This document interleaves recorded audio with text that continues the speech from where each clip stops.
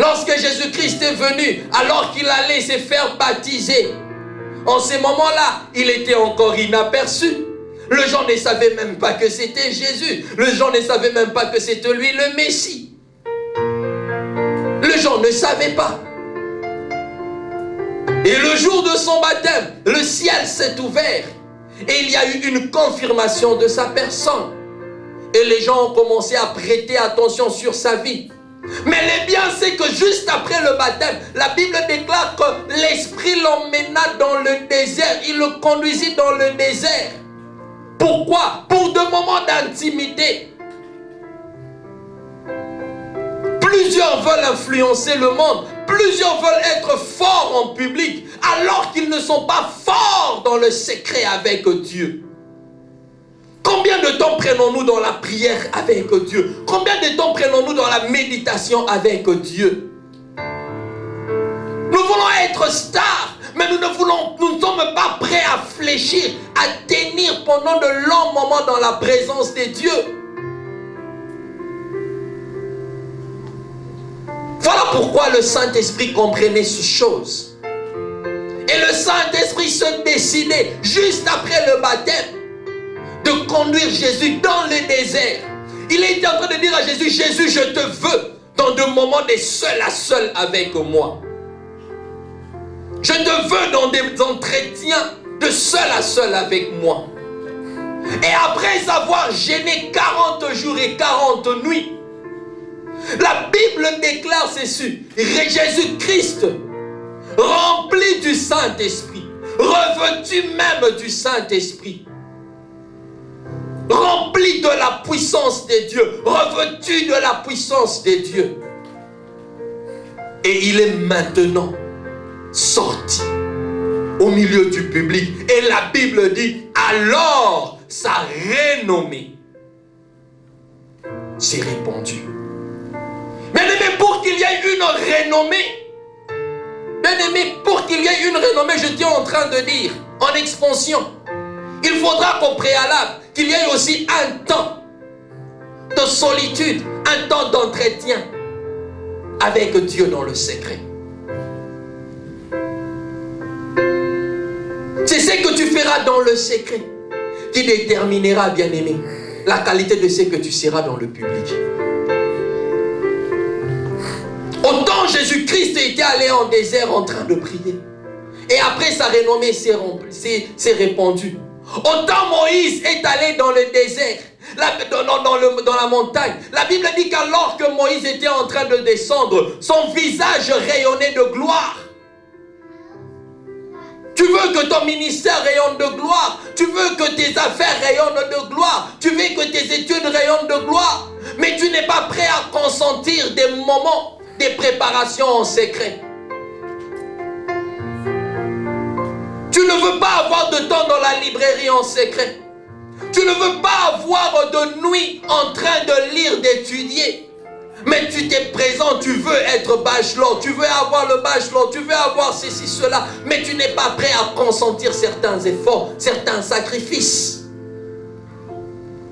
Tu veux vivre alors que tu n'es pas prêt à mourir. Mais c'est seulement celui qui est mort qui peut vivre. Tu ne peux pas vivre sans mourir au préalable. Apprends d'abord à mourir et tu vivras. Bien-aimé, le disciple avait compris ces quelques vérités. Ils avaient compris ces quelques vérités. Voilà pourquoi ils se sont dit, oui, il est avantageux, Jésus-Christ l'a dit, que je m'en aille. Mais Jésus ne leur avait pas montré la position ou la manière dont ils devaient attendre l'accomplissement de la promesse. Lisez la Bible. Jésus ne leur avait pas dit, allez dans la chambre haute. Non. Il leur a dit seulement, ne quittez pas Jérusalem. C'est tout ce que Jésus avait dit. Ne quittez pas Jérusalem. Mais il ne leur avait pas dit, allez, montez dans la chambre et priez. Non.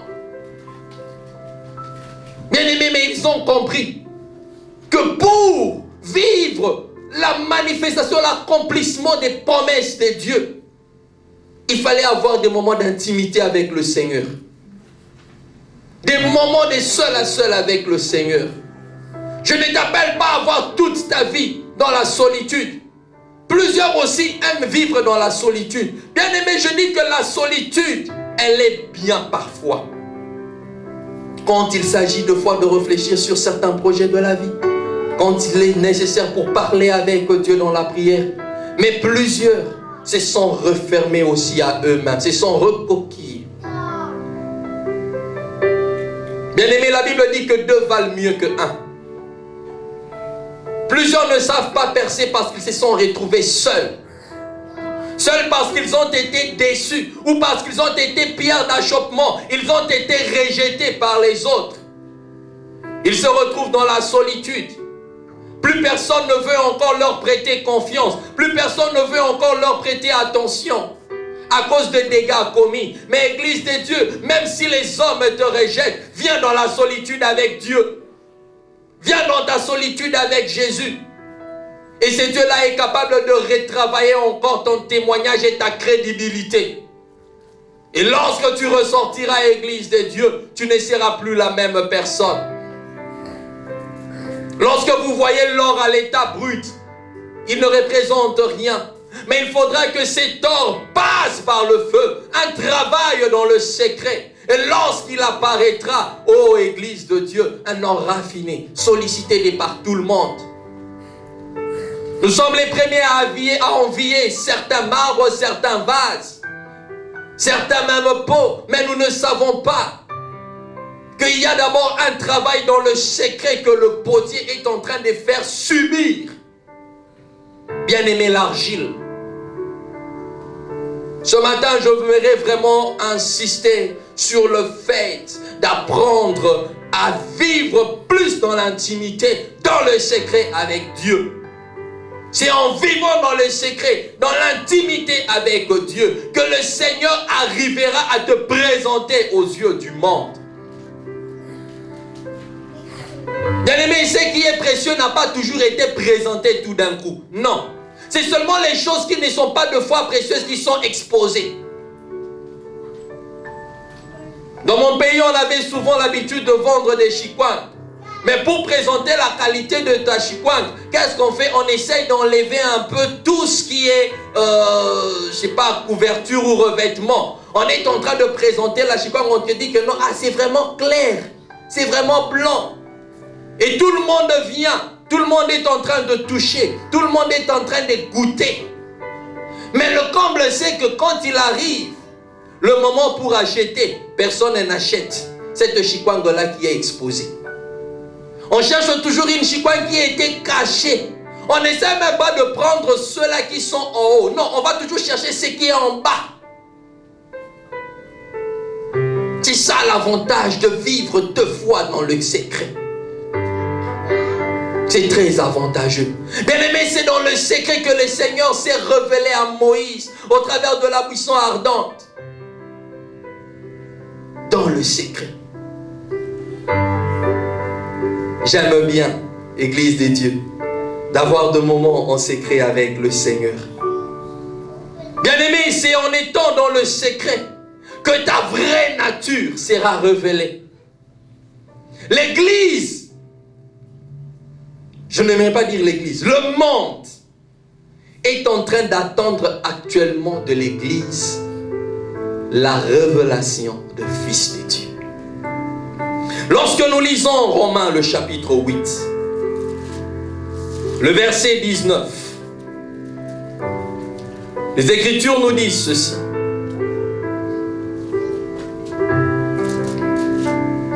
Aussi la création attend-elle avec un ardent désir la révélation du Fils de Dieu. C'est ce que le monde actuellement est en train d'attendre. La révélation des fils de Dieu.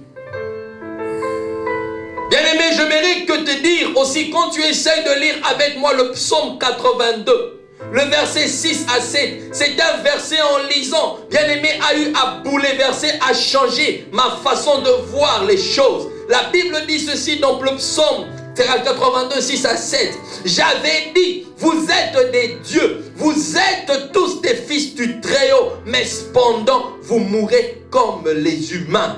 Vous tomberez comme de princes quelconques.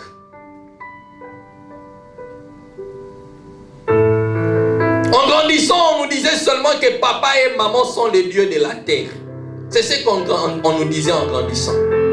Mais quand nous avons grandi dans les Écritures, j'ai fini par comprendre, papa et maman ne sont pas seulement les seuls dieux de la terre. Là, c'est ce que les hommes disent. Mais j'ai compris aussi que même nous les enfants sont aussi des dieux. Mais la Bible est en train de dire, j'avais dit que vous êtes des dieux. Voilà pourquoi je suis ravi à ce qu'en cet après-midi, nous sommes dans une réunion des dieux. Un Dieu avec des minuscules, bien sûr. Parce qu'il n'y a qu'un seul et l'unique, qui est le Père, le Créateur du ciel et de la terre. Mais quand la Bible nous parle, nous sommes des dieux. C'est-à-dire, nous sommes dans une dimension telle que nous pourrons opérer aussi dans la même dimension que le Père. Mais pour arriver à atteindre cette dimension-là, bien-aimé, il faudra avoir de temps de solitude, de temps de secret, d'intimité avec le Seigneur.